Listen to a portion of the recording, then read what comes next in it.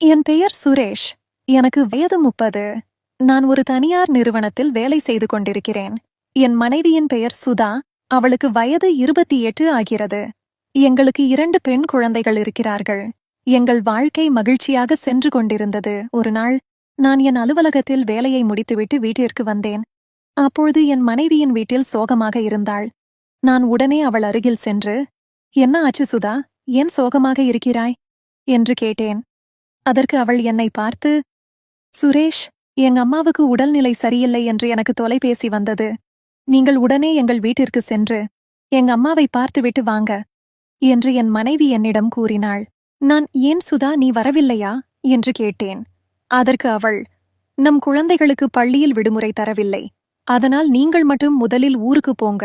நான் 2 நாட்களில் அங்கு வருகிறேன்" என்று சொன்னாள். நானும் என் மனைவியின் நிலைமையை புரிந்து கொண்டு அன்று மாலையே எனது இருசக்கர வாகனத்தில் என் மாமியாரின் ஊருக்கு புறப்பட்டேன். என் மாமியாரின் பெயர் ரேவதி.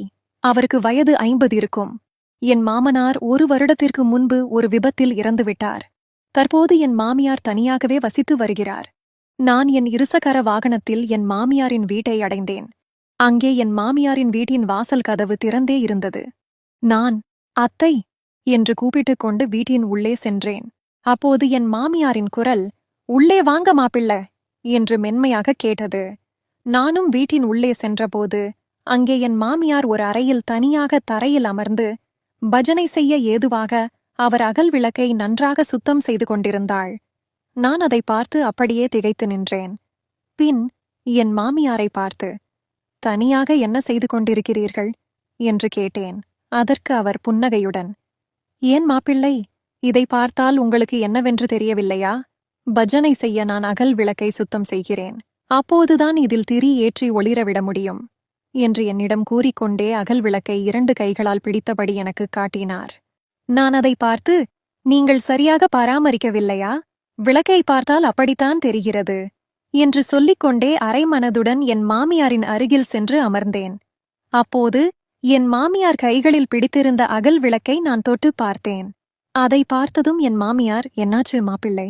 என்று கேட்க, அதற்கு நான், "ஒன்றுமில்லை அத்தை, இதற்கு முன் இப்படி ஒரு அகல் விளக்கை நான் பார்த்ததில்லை, அதனால்தான்" என்றேன்.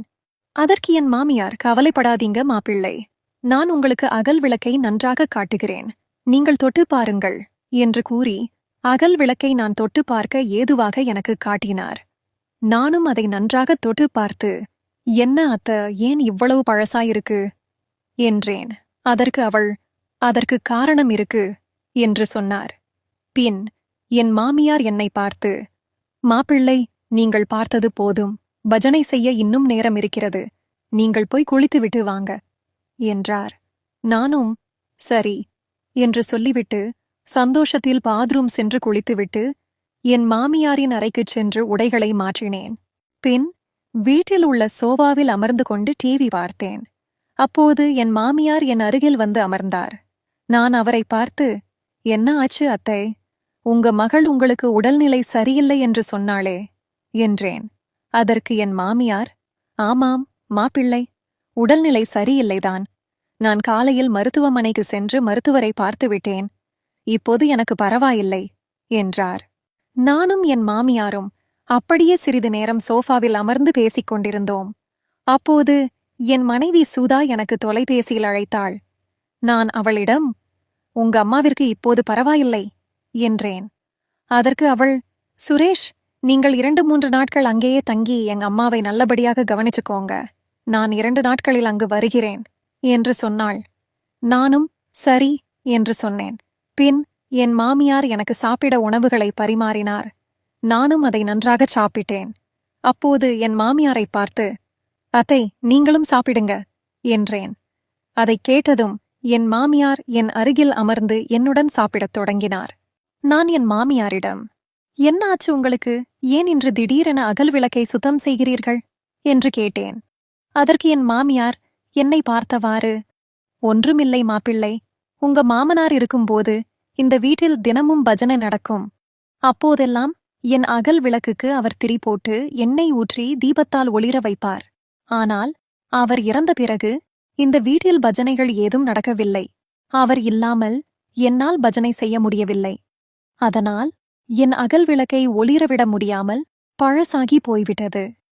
நான் அதை பற்றி நேற்று யோசித்துக் கொண்டிருக்கும்போது உங்க மனைவி, அதாவது என் மகள், எனக்கு தொலைபேசியில் பேசினாள். அப்போது நீங்கள் இங்கே வருவதாகச் சொன்னாள். அதனால்தான் நான் முன்னேற்பாடாக உங்களுடன் பஜனை செய்ய என் அகல் விளக்கை சுத்தம் செய்தேன் என்றார் புன்னகையுடன். நான் அதைக் கேட்டதும் என் மனதிற்குள் அளவில்லா மகிழ்ச்சி ஏற்பட்டது. நான் உடனே ஆர்வத்துடன் என் மாமியாரை பார்த்து, அத்த, எப்போது நாம் பஜனை செய்யப் போகிறோம் என்றேன். அதைக் கேட்டதும் என் மாமியார், அவசரப்படாதீங்க மாப்பிள்ளை, நான் சொல்லும்போது நீங்கள் பஜனை செய்யத் தொடங்கலாம் என்றார். அதைக் கேட்டு நானும் சரி அத்தை என்றேன். பின் என் மாமியார் எழுந்து சமையல் அறைக்குச் சென்றார். பின் அங்கிருந்து, மாப்பிள்ளை, உங்களுக்கு காபி வேணுமா என்று கேட்டார். நானும் வேணும் அத்தை என்று பதில் சொன்னேன். பின் அவர் ஒரு கப்பில் எனக்கு காபி கொடுத்தார். நான் அதை வாங்கி குடித்துக் கொண்டே அவருடன் பேசிக் கொண்டிருந்தேன். அப்போது என் மாமியார், மாப்பிள்ளை, எனக்கு ஒரு உதவி என்றார். நானும் என்ன என்று கேட்டேன். ஒண்ணுமில்லை மாப்பிள்ளை, கடைக்கு போகணும், நீங்கள் வரீங்களா? நாம் இருவரும் போயிட்டு வரலாம் என்றார். நானும் சரி வாங்க போகலாம் என்று நானும் என் மாமியாரும் கடைக்குச் சென்று அன்று பஜனைக்கு தேவையான பூக்கள் மற்றும் இனிப்புகளை வாங்கினோம். பின் இரவு 9 மணி அளவில் நாங்கள் இருவரும் வீட்டிற்கு திரும்பினோம். பொருட்களை ஒரு அறையில் வைத்துவிட்டு நான் சோபாவில் அமர்ந்தேன். அப்போது என் மாமியார் குளித்துவிட்டு பஜனை செய்யத் தயாராக வந்தார். நான் அவரை பார்த்தபோது 30 வயது தமிழ் நடிகை போல் இருந்தார். அதை பார்த்ததும் என்னால் என் கண்களை நம்பவே முடியவில்லை. நான் அப்படியே கண் இமைக்காமல் பார்த்துக் கொண்டிருந்தேன். அதை பார்த்து என் மாமியார், என்ன மாப்பிள்ளை இப்படி பார்க்கறீங்க என்று சிரித்துக்கொண்டே கேட்டார். அதற்கு நான், ஒன்றுமில்லை அத்தை, உங்களை பார்த்தால் 50 வயது பெண்ணென்று யாருமே சொல்ல மாட்டார்கள் என்று கூறினேன். அதற்கு அவர், ரொம்ப புகழாதீங்க மாப்பிள்ளை, சரி வாங்க, பஜனைக்கு நேரமாகிவிட்டது, நாம் பஜனையை தொடங்கலாம் என்றார். பின் நானும் என் மாமியாரும் பஜனை செய்யத் தொடங்கினோம். அப்போது என் மாமியார் அகல் விளக்கை எனக்கு நன்றாக காட்டி அதில் திரியை ஏற்றி பின் எண்ணெயை ஊற்றச் சொன்னார். நானும் என் மாமியார் சொல்வது போல் செய்தேன். அப்போது என் மாமியாரின் அகல் விளக்கு பளபளப்பாக ஒளியில் மின்னத் தொடங்கியது. அதை பார்த்து என் மாமியாரின் முகத்தில் புன்னகையும் மலர்ந்தது.